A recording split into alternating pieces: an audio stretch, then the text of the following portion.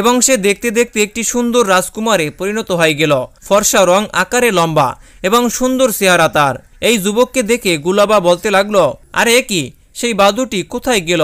আর তখনই রাজকুমার মুস্কি হেসে বলতে লাগলো, আসলে কথা হলো, একটি জাদুকর আমাকে তার জাদুর দ্বারা মানুষ থেকে বাদর বানিয়ে দিয়েছিল এবং তার জাদুর সমাধান আমাকে এসে বলে দিয়েছিল, যদি কোনো মেয়ে নিজ ইচ্ছায় তোমাকে বিয়ে করার জন্য রাজি হয় তাহলে তুমি তোমার আসল রূপে ফিরে আসবে।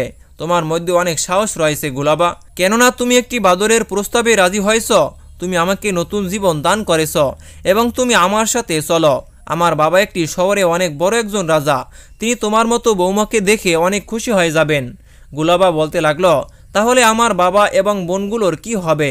আর তখনই রাজকুমার বলল, তাদেরকে আমি আমার কাছে ডেকে নিব। এরপরে রাজকুমার, গুলাবা, তার বাবা এবং তার মেয়েগুলোকে নিয়ে নিজের দেশে চলে গেল।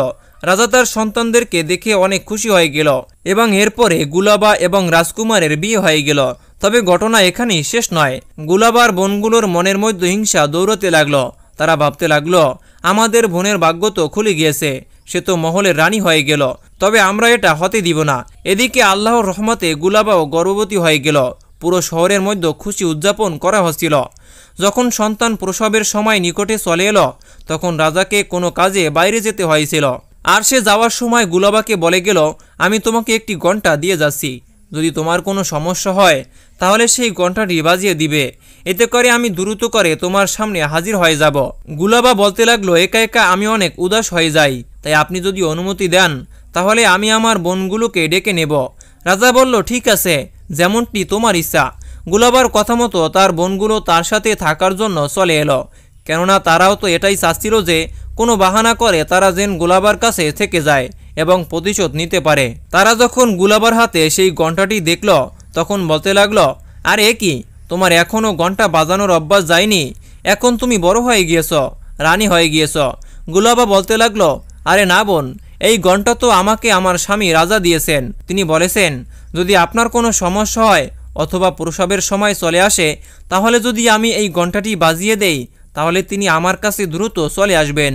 আর সে কারণেই গুলাবার বোনগুলো কৌশল করল, আমরা সময়ের আগে গুলাবার ধারা ঘণ্টা বাজিয়ে দিব, যাতে করে রাজা এসে তাকে গালিগালাজ করে। আর তখনই তার বোনগুলো তাকে বলতে লাগলো, আজকে আমরা দেখব কে তোমাকে বেশি ভালোবাসে, আমরা নাকি রাজা। তুমি এখনই এই ঘণ্টাটি বাজিয়ে দাও, এতে করে যদি রাজা চলে আসে তাহলে মনে করব তিনি তোমাকে বেশি ভালোবাসেন, আর যদি না আসে তাহলে বোঝা যাবে আমরা তোমাকে বেশি ভালোবাসি। গুলাবা বেচারি তাদের কথায় ফেঁসে গেল এবং ঘণ্টাটি বাজিয়ে দিল।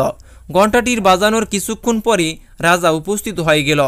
রাজা যখন দেখল যে প্রসবের সময় এখনও হয়নি তখন তিনি রাগান্বিত হয়ে বলতে লাগলো, গুলাবা, আমি অনেক জরুরি কাজে ছিলাম আর তুমি আমার সাথে হাসি ঠাট্টা করলে, এটা আমি মোটেও পছন্দ করলাম না। পরবর্তীবার তুমি যদি এমন কিছু করো তাহলে আমি আর কিন্তু ফিরে আসবো না।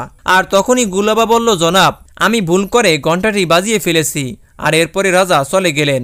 মহলের বাচ্চারা গুলাবার গোলামি করত সকলেই। বাচ্চা প্রসবের অবস্থায় ছিল এবং সকলেই রাজার মতো গুলাবার জন্য পাগল ছিল।